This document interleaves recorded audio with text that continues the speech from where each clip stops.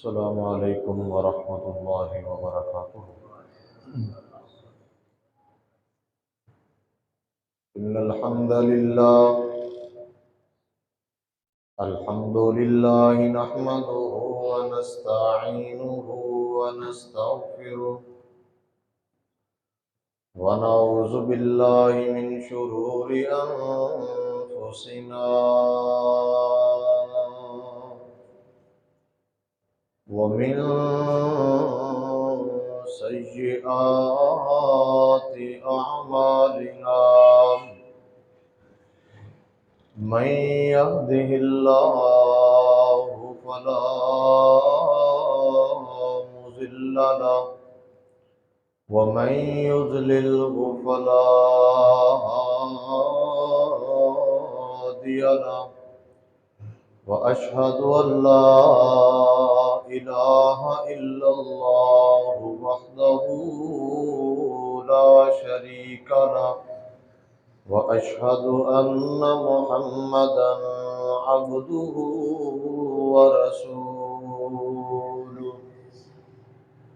أما بعد فإن خير الحديث كتاب الله وخير الهدي هدي محمد صلى الله عليه وسلم وشر الأمور محدثاتها وكل محدثة بدعة وكل بدعة ضلالة وكل ضلالة في النار۔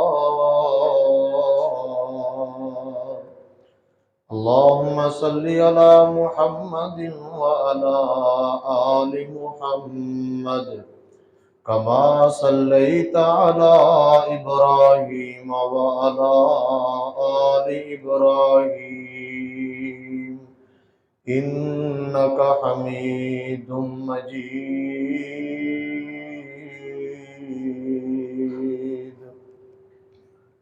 اللهم بارك على محمد وعلى آل محمد كما باركت على إبراهيم وعلى آل إبراهيم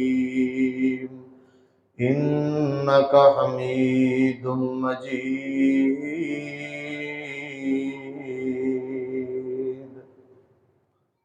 قال الله تبارك وتعالى: أعوذ بالله السميع العليم من الشيطان الرجيم، بسم الله الرحمن الرحيم۔ وما جعلنا لبشر من قبلك الخلد أفإن مت فهم الخالدون۔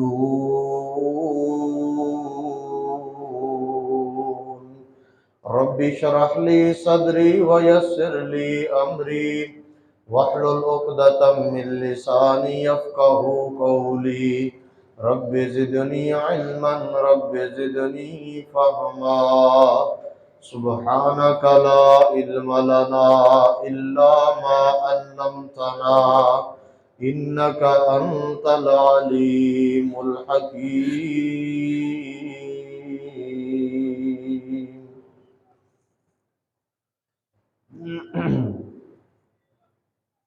اما قسم کی حمد و ثنا اللہ رب العالمین کی ذات پاک کے لیے خاص ہے، جو اس کائنات کا خالق، مالک، داتا اور رازق ہے۔ جائز اور مسنون درود و سلام امام الاولین والآخرین، پوری کائنات کے سردار پیغمبر جناب محمد الرسول اللہ صلی اللہ علیہ وآلہ وسلم کی ذات گرامی پر،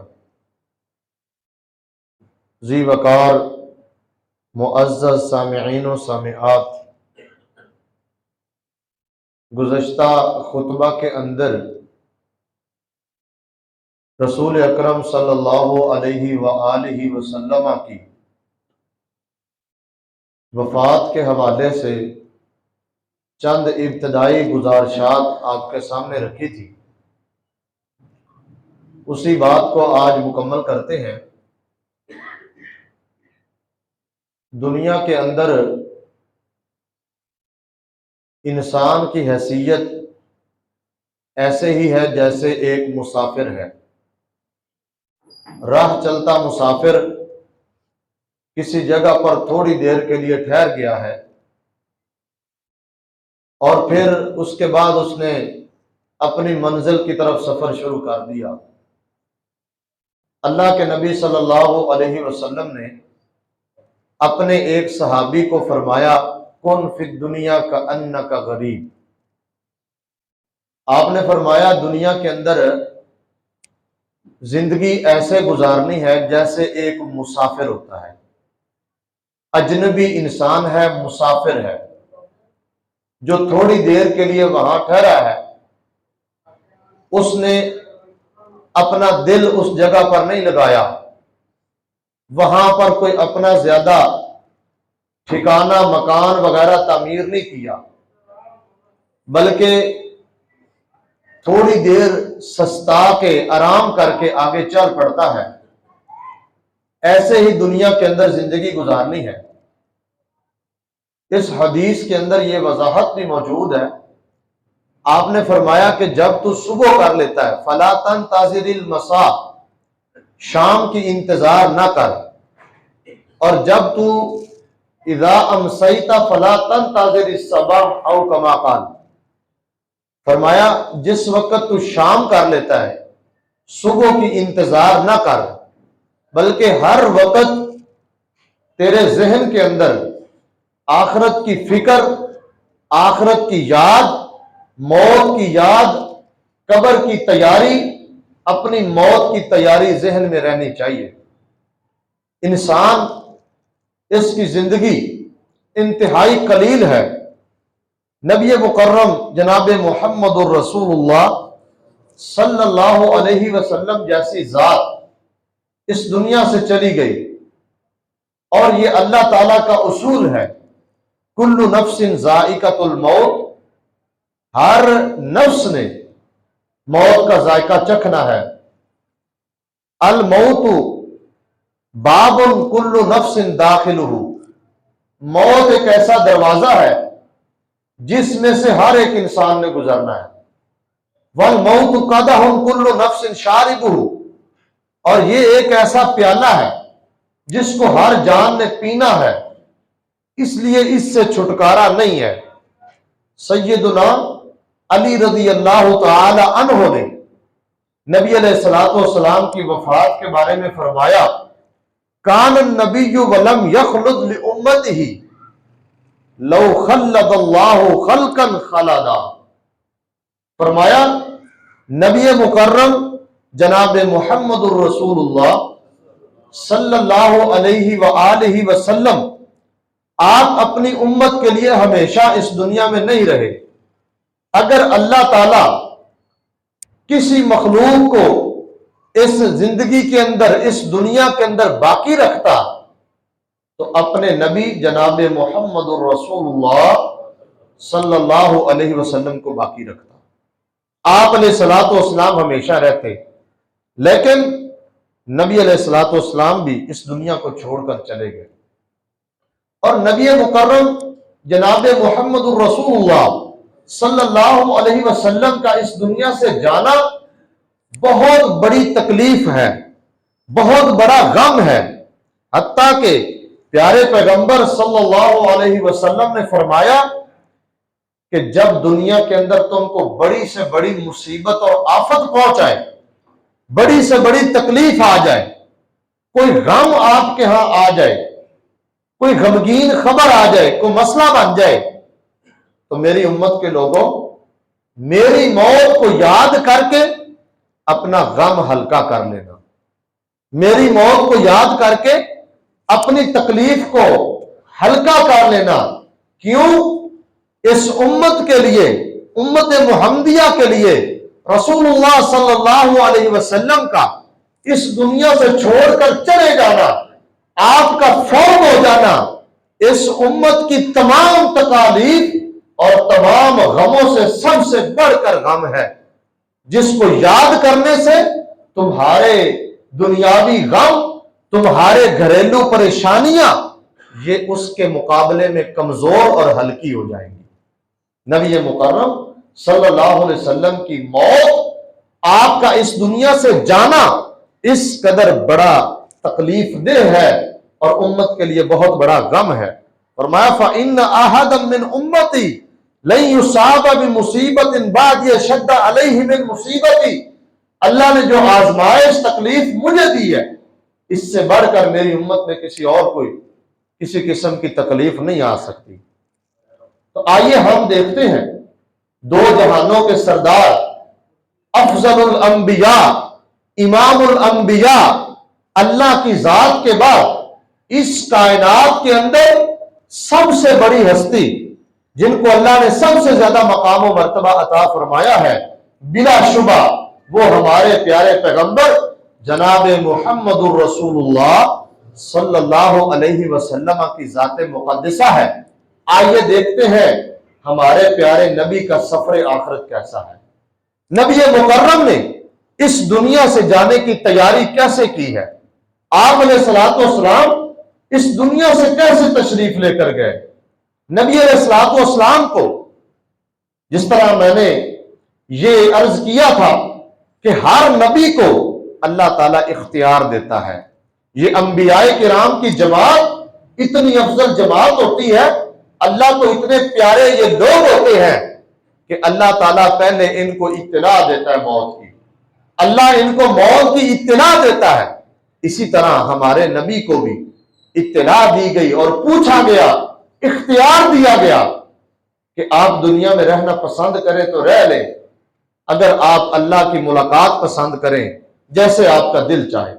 تو نبی مکرم جناب محمد الرسول اللہ صلی اللہ علیہ وسلم جن پر تکالیف اور مصیبتوں کے پہاڑ ڈھائے گئے اور دنیا کے ہر طرح کی تکلیف نبی مکرم کو پہنچائی گئی، آپ علیہ الصلوۃ والسلام کے اوپر بہت بڑی بڑی آزمائشیں آئیں اور پھر دین کی تکمیل کا اعلان بھی ہو چکا ہے، تو نبی مکرم صلی اللہ علیہ وسلم نے اللہ کی ملاقات کو پسند فرمایا اور آنے والے کو یہ پیغام دیا، اللہم بالرفیق الاعلی، میں اللہ کی ملاقات کرنا چاہتا ہوں۔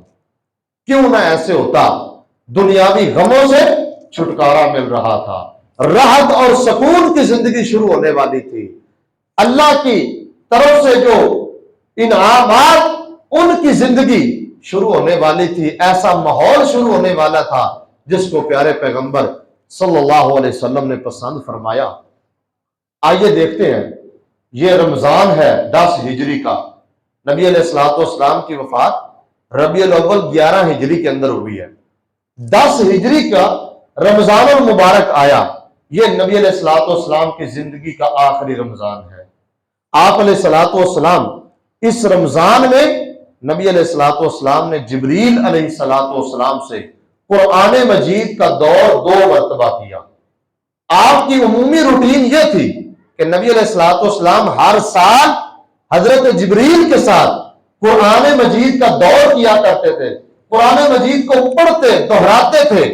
اس سال نبی علیہ الصلوۃ والسلام نے 2 مرتبہ قرآن مجید پڑھا، 2 مرتبہ سیدنا جبریل کے ساتھ قرآن کا دور کیا ہے، اور آپ کی عمومی روٹین یا عمل یہ تھا کہ نبی علیہ الصلوۃ والسلام ہر سال 10 دن اعتکاف کیا کرتے تھے، لیکن جس سال رسول اللہ صلی اللہ علیہ وسلم فوت ہوئے ہیں، اپنی زندگی کے آخری رمضان میں نبی علیہ الصلوۃ والسلام نے 20 دن اعتکاف فرمایا ہے۔ یہ رسول اللہ صلی اللہ علیہ وسلم کی آخرت کی طرف تیاری ہے۔ آئیے آگے چلتے ہیں، یہ 10 ذوالحجہ، 10 ہجری کا ذوالحجہ کا مہینہ آ جاتا ہے، رمضان گزرا، شوال گزرا، ذوالقعدہ کا مہینہ آ گیا ہے۔ نبی مکرم جناب محمد الرسول اللہ صلی اللہ علیہ وسلم نے اپنے صحابہ کرام کے سامنے یہ ارادہ ظاہر کیا کہ میرا جی چاہتا ہے کہ میں اس سال اللہ کے گھر کا حج کروں، بیت اللہ کا حج کرنا چاہتا ہوں۔ یہ خبر صحابہ کرام کے لیے بڑی خوش کن خبر تھی، صحابہ کرام خوش ہو گئے اور صحابہ کی ایک کثیر تعداد، بہت سارے صحابہ کرام نبی علیہ الصلوۃ والسلام کی معیت میں آپ کے ساتھ حج کرنے کے لیے تیار ہو گئے کہ ہم پیغمبر آخر الزمان جناب محمد الرسول اللہ صلی اللہ علیہ وسلم کے ساتھ اللہ کے گھر کا حج کریں گے۔ نبی مکرم صلی اللہ علیہ وسلم 24 یا 25 ذوالقعدہ کو مدینہ سے چلے ہیں نماز ظہر کے وقت، اور 4 ذوالحجہ کو مکہ کے اندر پہنچ گئے ہیں۔ پہلے جا کر نبی علیہ الصلوۃ والسلام نے عمرہ ادا کیا، اس کے بعد 8 ذوالحجہ سے حج کا احرام باندھا اور نبی علیہ السلام مینا گئے۔ اس کے بعد رسول اللہ صلی اللہ علیہ وسلم 9 ذوالحج کو عرفات کے میدان میں پہنچے۔ اس میدان کے اندر، میدان عرفات میں، جو حج کا بہت بڑا رکن ہے، اگر کسی بندے کا وقوف عرفہ رہ جائے، کسی حاجی کا وقوف عرفہ رہ جاتا ہے، عرفہ کے میدان میں نہیں پہنچ سکتا، اس بندے کا حج نہیں ہوتا۔ اس میدان کے اندر رسول اللہ صلی اللہ علیہ وسلم پر قرآن مجید کی یہ آیت نازل ہوئی، سورۃ المائدہ کی، الیوم اکملت لکم دینکم واتممت علیکم نعمتی ورضیت لکم الاسلام دینا۔ یہ دین کے لیے جو تکمیل والی آیت تھی، یہ 9 ذوالحجہ رسول اللہ صلی اللہ علیہ وسلم کی زندگی کا آخری جو سال ہے، 9 ذوالحجہ کو میدان عرفات میں نازل ہوئی۔ جب یہ آیت سیدنا عمر رضی اللہ تعالی عنہ نے سنی تو رونا شروع کر دیا۔ پوچھا ما یبکیک یا عمر، عمر کس چیز نے رلایا ہے تجھے، کیوں روتے ہو؟ فرمایا اللہ کے نبی میں روتا اس لیے ہوں کہ ہم تو یہ چاہتے تھے کہ مزید اللہ کی طرف سے خیر نازل ہو، مزید ایسی باتیں، ایسے احکام یا ایسی چیزیں ہمارے اوپر اترے اور نازل ہو جن کو اپنا کر ہم اللہ کی جنت کو حاصل کر سکیں۔ ہم تو مزید خیر کے خواہش مند تھے، لیکن یہ تو معاملے کی تکمیل کی خبر آ گئی ہے۔ اللہ نے تو اس دین کی تکمیل کی خبر سنا دی ہے کہ میں نے اس دین کو مکمل کر دیا۔ فرمایا صدقتا عمر، تو آپ سچ کہتے ہیں، اللہ تعالیٰ نے اس دین کو مکمل کر دیا ہے۔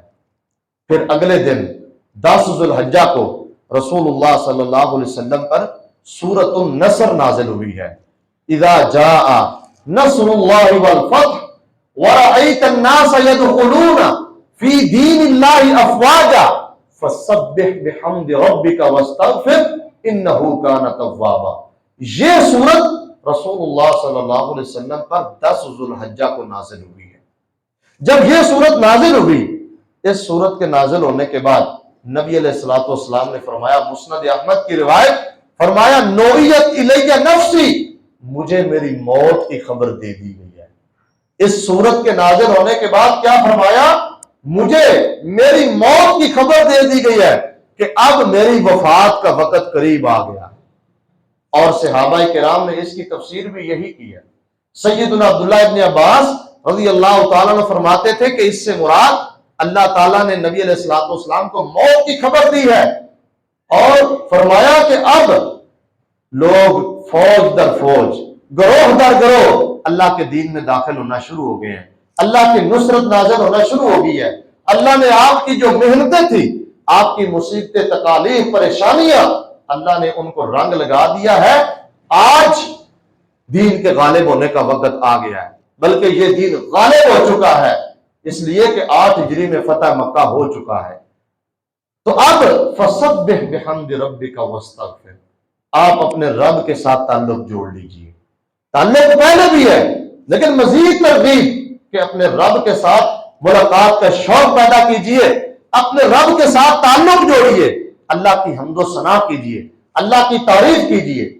جب انسان اپنی مصروفیات سے فارغ ہوتا ہے تو اس کو اس موقع کو غنیمت جاننا چاہیے، اس موقع سے فائدہ اٹھانا چاہیے، اپنے وقت کو قیمتی بنانا چاہیے، ذکر اذکار، توبہ استغفار اور قرآن مجید کی تلاوت کو لازم پکڑنا چاہیے۔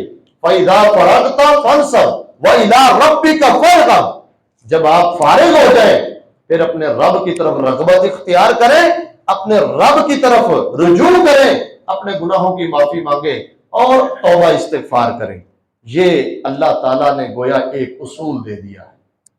نبی مکرم صلی اللہ علیہ وسلم کا یہ دن آپ علیہ الصلوۃ والسلام جمرات کو کنکریاں مار رہے ہیں، اور ساتھ ساتھ سیدنا جابر بن عبداللہ فرماتے ہیں میں نے نبی علیہ السلام کو دیکھا کہ آپ یہ کہہ رہے ہیں، آپ فرما رہے ہیں لِتَأْخُذُوا مَنَاسِكَكُمْ فَإِنِّي لَا أَدْرِي لَعَلِّي لَا أَحُجُّ بَعْدَ حَجَّتِي هَٰذِهِ، فرمایا لوگوں مجھ سے حج کے احکام سیکھ لو، حج کے مناسک اور طریقے مجھ سے سیکھ لو، ہو سکتا ہے اس سال کے بعد میں حج نہ کر سکوں، ہو سکتا ہے یہ میری زندگی کا یہ آخری موقع ہو، اس کے بعد میں اللہ کے گھر کا حج نہ کر سکوں، اس دنیا سے چلا جاؤں، لہذا مجھ سے سارے احکام اچھے طریقے سے سمجھ لو، سیکھ لو، جان لو۔ صحابہ کرام رضوان اللہ علیہم اجمعین یہ معاملات دیکھ کر، یہ چیزیں دیکھ کر پریشان ہو رہے ہیں، ان کی پریشانیاں بڑھتی جا رہی ہیں کہ نبی علیہ الصلوۃ والسلام اس دنیا سے اب جانے والے ہیں۔ رسول اللہ صلی اللہ علیہ وسلم اس طرح کی باتیں ارشاد فرما رہے ہیں، لگتا ہے آپ کا موت کا وقت قریب آ چکا ہے۔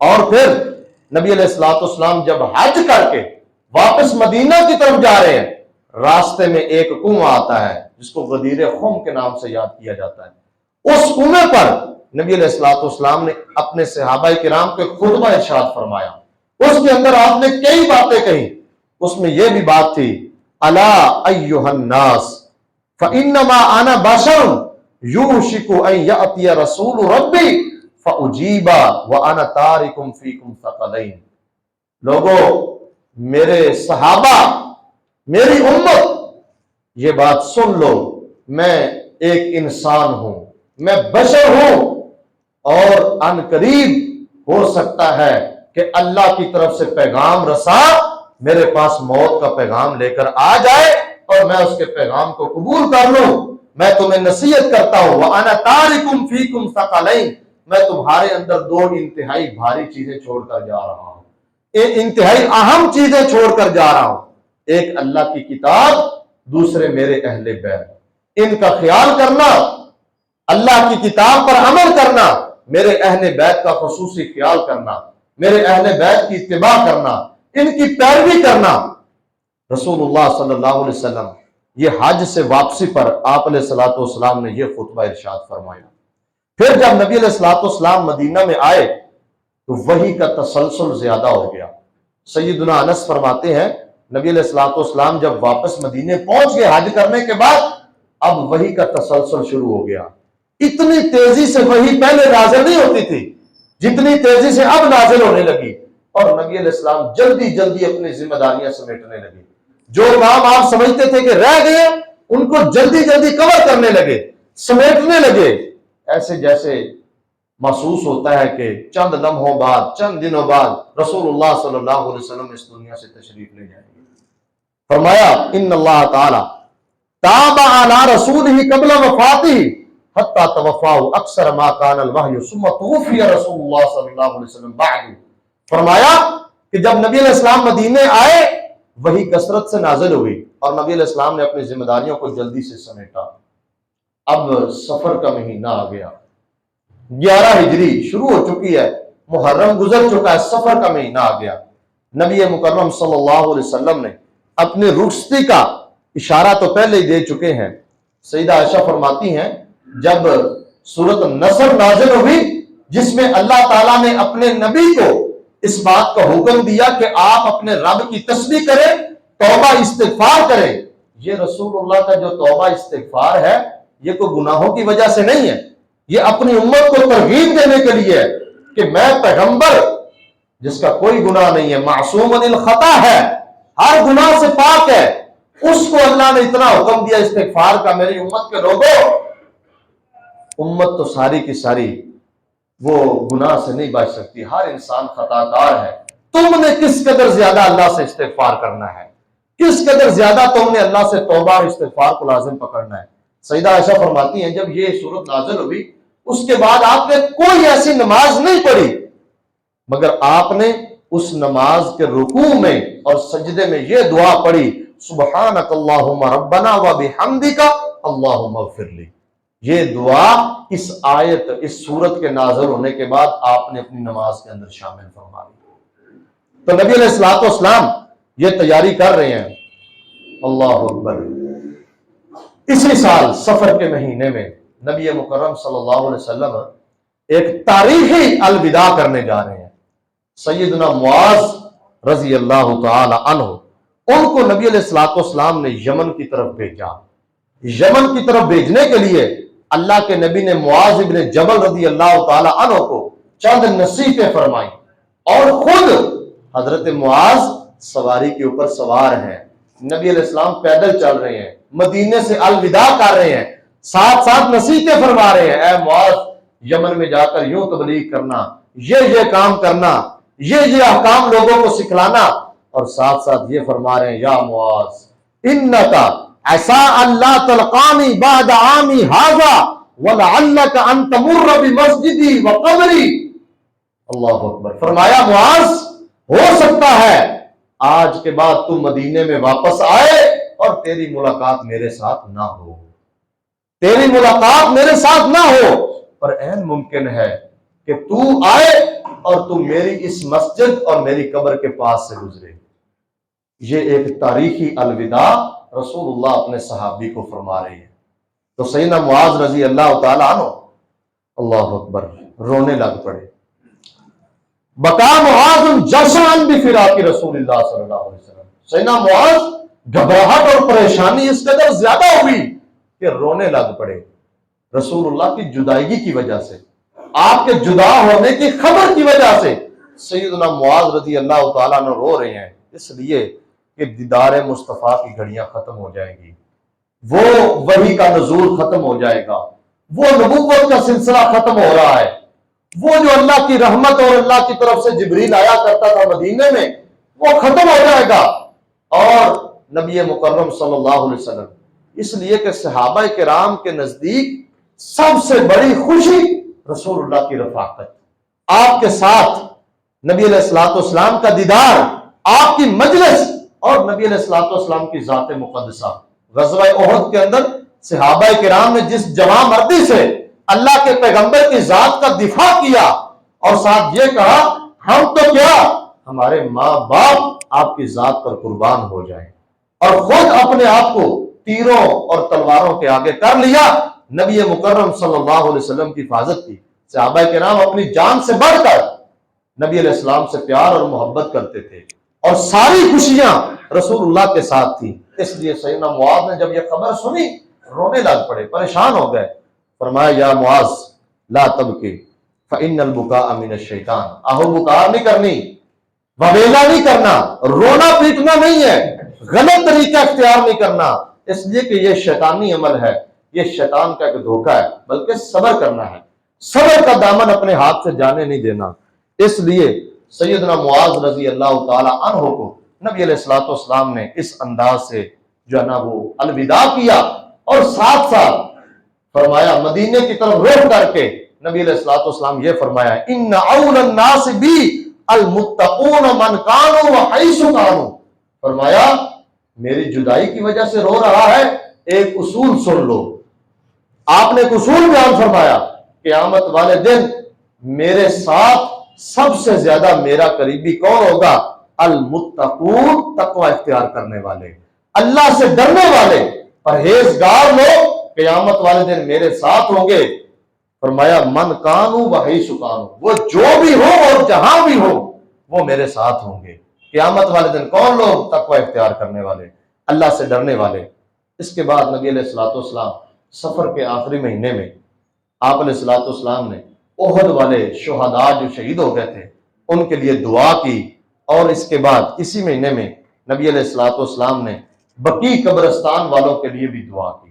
آپ علیہ الصلوۃ والسلام 29 سفر کو سوموار کے دن ایک جنازے سے فارغ ہو کر واپس آئے۔ نبی علیہ الصلوۃ والسلام تو سیدہ عائشہ بیان کرتی ہیں راجع الی النبی ذات یوم من جنازۃ من البقیع فوجدنی وانا اجد صداعا وانا اقول وارثا۔ سیدہ عائشہ فرماتی ہیں نبی علیہ السلام بقیع قبرستان سے جنازہ پڑھا کر واپس آئے تو میرے سر میں درد ہو رہا ہے، بہت شدید درد ہے۔ تو نبی علیہ الصلوۃ والسلام نے فرمایا، سیدہ عائشہ نے جب کہا نا اللہ کے نبی میرے سر میں شدید تکلیف ہے، شدید درد ہے، تو رسول اللہ نے فرمایا بل آنا یا عائشہ وارثا، بلکہ مجھے بھی شدید ترین سر کے اندر درد ہو رہا ہے۔ اس موقع پر نبی علیہ الصلوۃ والسلام نے سیدہ عائشہ کو کہا کہ اگر تو مجھ سے قبل فوت ہو گئی میں اپنے ہاتھوں سے تجھے غسل دوں گا۔ رسول اللہ صلی اللہ علیہ وسلم نے اپنی بیوی کو فرمایا کہ میں اپنے ہاتھوں سے غسل دوں گا اور تیرا جنازہ پڑھاؤں گا، وَكَفَّنْتُكِ وَصَلَّيْتُ عَلَيْكِ وَدَفَنْتُكِ، میں اپنے ہاتھ سے غسل بھی دوں گا، میں اپنے ہاتھ سے جو ہے نا وہ تیرا کفن بھی پہناؤں گا، جنازہ بھی پڑھاؤں گا اور خود دفناؤں گا۔ کیا معلوم ہوا؟ خامد وفات، بیوی کی وفات کے بعد اس کا محرم رہتا ہے۔ آج کچھ لوگوں نے یہ کہا کہ جب خامد فوت ہو جائے یا بیوی فوت ہو جائے تو ان کے درمیان وہ جو حرمت والا سسٹم تھا وہ ختم ہو گیا، اب وہ غیر محرم ہو گئی، اب وہ اپنی بیوی کا چہرہ نہیں دیکھ سکتا، بیوی کو ہاتھ نہیں لگا سکتا۔ یہ مسئلہ غلط ہے۔ خامد اپنی بیوی کو غسل بھی دے سکتا ہے، خامد اپنی بیوی کو کفنا بھی سکتا ہے، جنازہ پڑھائے، دفنائے، یہ سارے کام خامد کر سکتا ہے۔ اور آپ نے خواہش ظاہر کی کہ اگر اسی تکلیف میں تیری وفات ہو گئی تو یہ سارے کام میں خود سر انجام دوں گا۔ اس لیے یہ مسئلہ بھی ذہن میں رکھنا چاہیے۔ پھر نبی علیہ الصلوۃ والسلام کی تکلیف بڑھتی گئی۔ آپ علیہ الصلوۃ والسلام سیدہ میمونہ کے گھر ہیں اور بار بار پوچھتے ہیں کہ این انا غدن، میں کل کہاں ہوں گا؟ یعنی آپ علیہ السلام چاہتے تھے کہ مجھے سیدہ عائشہ کے حجرے میں منتقل کر دیا جائے۔ تو تمام ازواج کی رضامندی کے ساتھ نبی علیہ الصلوۃ والسلام سیدہ عائشہ کے حجرے میں پہنچ گئے۔ وہاں پر رسول اللہ صلی اللہ علیہ وسلم کو منتقل کر دیا گیا۔ بدھ والا دن آ گیا ہے۔ نبی مکرم صلی اللہ علیہ وسلم کی تکلیف اس قدر شدت اختیار کر چکی ہے کہ آپ نے فرمایا میرے اوپر 7 مشکیزوں کا پانی بہاؤ۔ اس قدر آپ کو بخار اور اتنی طبیعت خراب، فرمایا میرے اوپر 7 مشکیزوں کا پانی بہاؤ۔ تو یہ پانی رسول اللہ صلی اللہ علیہ وسلم پر بہانا شروع کیا۔ آپ کو کچھ سکون محسوس ہوا، کچھ طبیعت میں بہتری آئی، تو نبی علیہ الصلوۃ والسلام نے اشارہ کیا کہ اب بس کرو۔ اور اس کے بعد نبی علیہ الصلوۃ والسلام مسجد نبوی میں آئے، صحابہ کرام کے خطبہ ارشاد فرمایا، فرمایا لوگو میرے بعد انصار کا خیال کرنا۔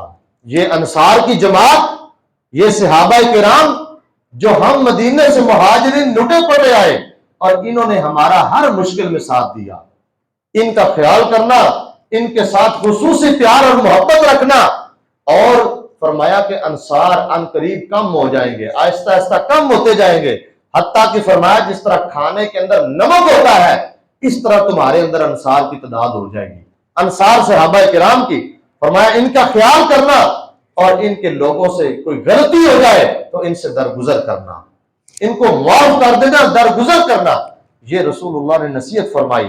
حضرت عبداللہ ابن عباس فرماتے ہیں کان آخر مجلس جلس فیہ النبی، یہ نبی علیہ الصلوۃ والسلام کی اپنی زندگی کی آخری مجلس تھی جو نبی علیہ السلام نے اپنے صحابہ کرام کے ساتھ کی ہے۔ آپ علیہ الصلوۃ والسلام نے اس مجلس کے اندر یہ بھی فرمایا ان عبدا خیرہ اللہ بین ان یؤتیہ من زہرۃ الدنیا ما شاء، اللہ نے اپنے ایک بندے کو اختیار دے دیا ہے کہ اگر وہ دنیا کو اختیار کر لے یا اس دنیا کو چھوڑ کر اللہ کے ہاں جو بہترین انعامات اور بغات ہیں ان کو پسند کر لے۔ اور اللہ کے اس بندے نے اللہ کے پاس جانا پسند فرما لیا ہے، پسند کر لیا ہے۔